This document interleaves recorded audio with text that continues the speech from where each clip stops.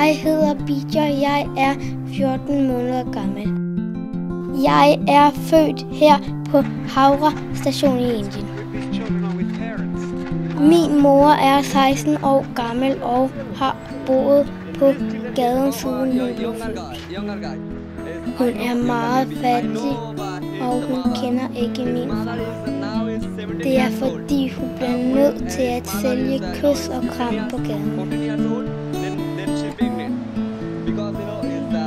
Jeg bor på det her tæppe og har gjort det, siden jeg blev født.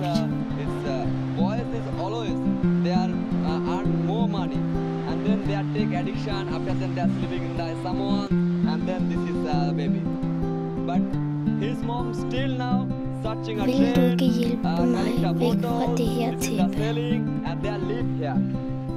They're living in this on the carpet. On the carpet. On this carpet. And they have